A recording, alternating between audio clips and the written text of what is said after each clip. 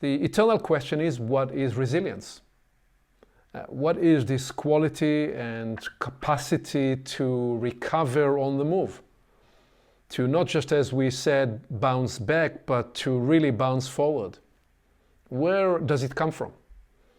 And how do you develop, how do we, each one of us, how can we develop resilience?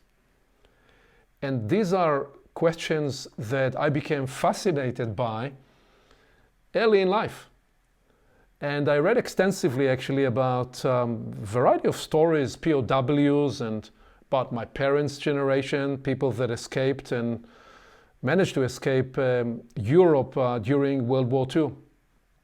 My father, as an example, he was 16 when he was able to escape the Nazi labor camp.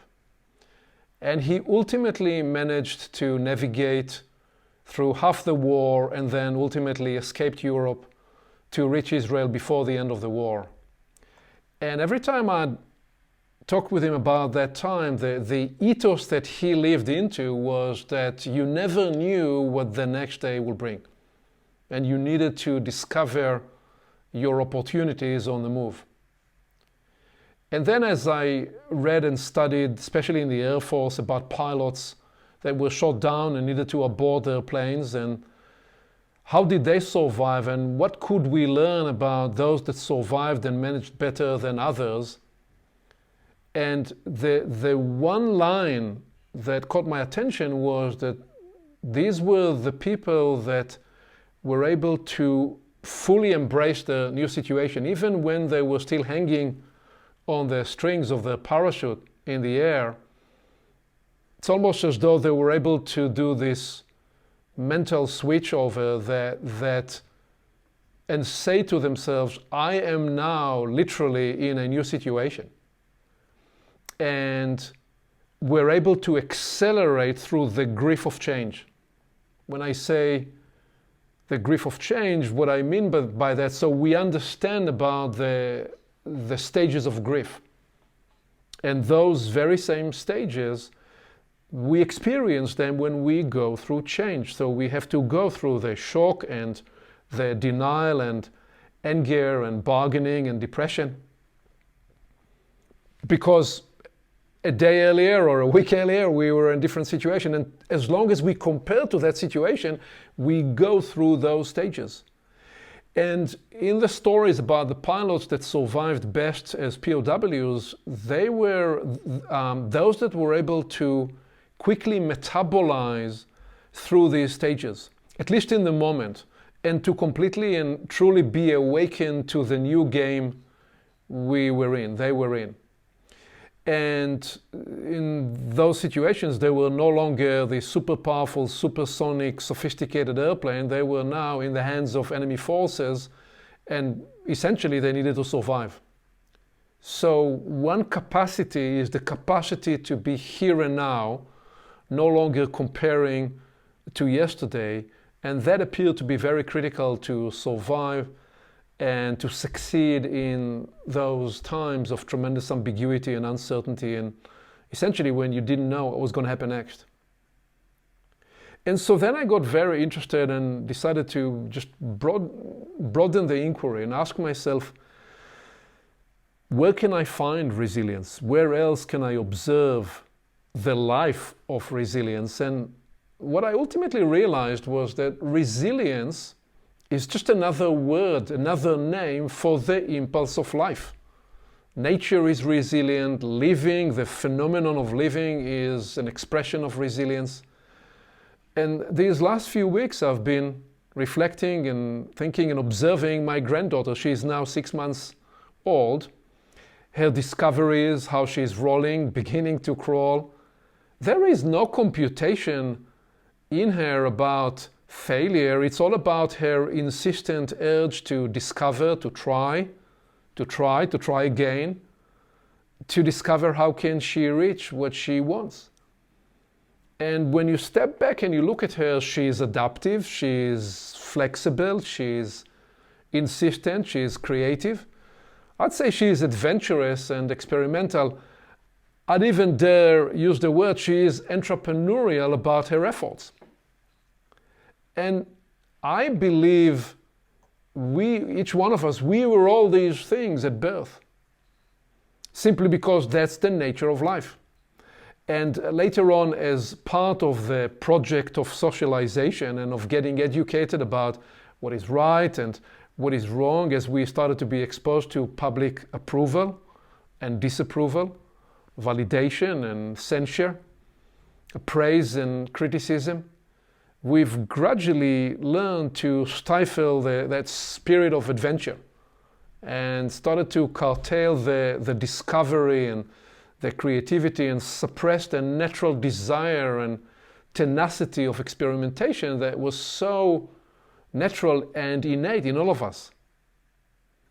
I'd say we've all, as we gone through what I call the project of socialization, we worked largely to fit the mold, to not appear to be daringly stepping out of line, to ensure we did not stand out too much in the crowd, just in case we will be found. And this socialization project essentially shaped us to conform, and we've become, in the process, more predictable, but also less adaptive, less resilient, and yes, less creative. So I say this to call this over to us because I still believe the essence of resilience is deep inside each one of us, and we've found that in those recent weeks and months through our various experiences. And so as I further reflected on resilience, I remembered that for years I've been fascinated, truly fascinated by the various examples of incredible recovery. And actually my childhood hero was Lasse Viren, the 72 and 76 Olympic champion from Finland, who won the 5 and the 10K gold medals in both Olympics. During the 10K race in the Munich Olympics, while being in the middle of the lead group, he stumbled and fell because of another runner. He picked himself up, made a super effort to rejoin the lead group, and proceeded to win the race. And I replayed this segment a million times because there's just something about it, and in my mind, I don't know, hundreds and thousands of times, try to imagine what was going on in him through those precious few seconds when he was left behind, and how he was able to catch up and then win. And often in life, when I fall and when I stumble, I think about Lasse Viren, because for me, he is the embodiment of that spirit of defiance and spirit of resilience. And I share this with you because I believe we each must have our heroes and the people we look up to and the people that inspire in us this capacity to come back from terrible setback. And we've each experienced mentors and coaches and leaders that demonstrated this to us. So I have made up my mind to try to seek to observe resilience everywhere I go and to be fortified by it. And I spend a few months of the year down in Florida, and I love watching these people on the surfboards, and they take the wave and they fall, and what do? They get back rowing to catch the next wave. And recently I watched again that movie and the documentary of the Soul Surfer. And this is a story that inspires me even to tears, the story of Bethany Hamilton. She survived a shark attack, which, her left arm was bitten off. But she ultimately returned to professional surfing to become one of the best surfers in the world. A truly mesmerizing and inspirational story. And then I again ask, where else can I see resilience? So I do my early morning run every day, and some days when it's a stormy weather outside, I look at these giant trees all around us in this neighborhood. And I look at these tall trees and how they sway in the wind. And I'm just enchanted by their elasticity, and what enables these beautiful trees to bend back and forth, and I ask myself, what are these beautiful trees ready to teach me about resilience? And I figure there are 3 lessons that I can take from these trees. First, they are connected to their roots. Second, they stand erect, which is made actually possible because of the supply chain and the distribution of fluids pumping up and down the trunk. And thirdly, they are forever insistent on the growth towards the sun. So I ask myself these questions. And I ask, can I truly say that I'm connected to my roots in all the hours of the day? Am I truly, in other words, accepting and appreciating where I am and all that brought me here? Or do I look at other people wishing I could be in their place instead of where I am? Because when I look at the trees in the forest, they never wish to go elsewhere. They are busily working to grow and be industrious in wherever they are. So I ask, can I do the same?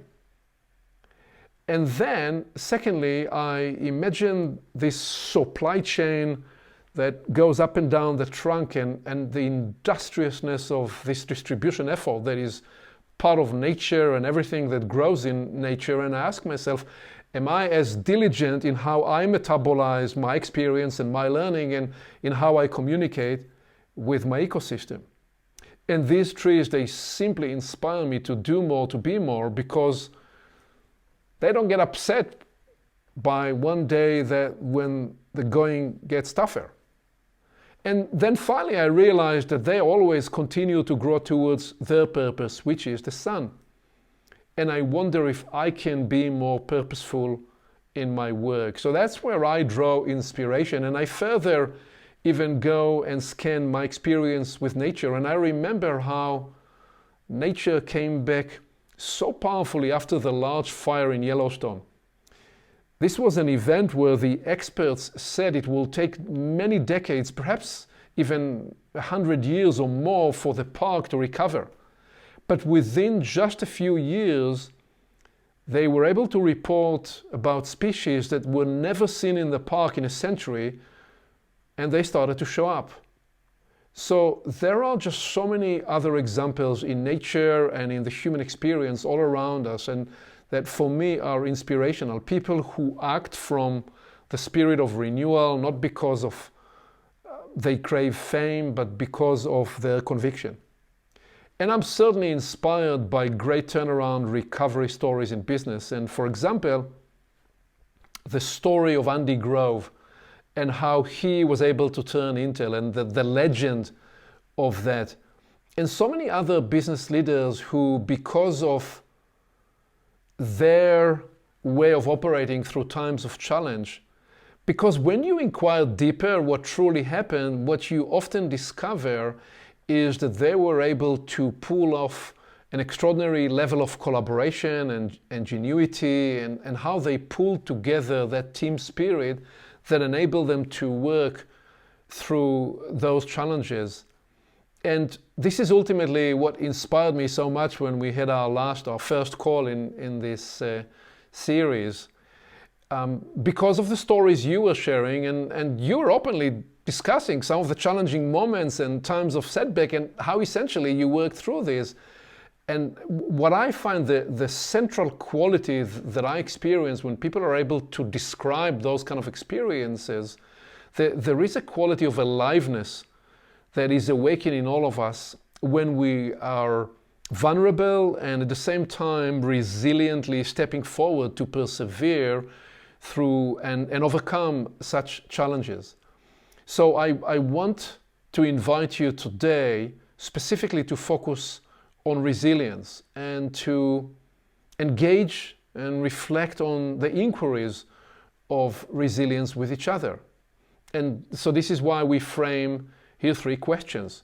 What are the specific situations that activate for you and engender in you that sense of resilience, the various muscles of resilience? And what were recent experiences personally and professionally with your family and with your teams, where you felt proud in your collective resilience? And then, what are you learning from these situations? So this is really how I would set it up, and I'm going to bring up the slide again, just in case. Made some minor edits, and here we go. So these are the 3 questions we're looking at, and I will also send these in the text, so you have this when we break out in a minute to rooms, because what I'd like to encourage that we spend 12-14 minutes, so you got a 6 to 7 minute a person, and you chat about especially question 1, question 2, and then when we come back from the breakout rooms, that we share some of the teachable learning, and we really cultivate this network that you are, this community of practice that you are, about the highest level of resilience that we can demonstrate and perform.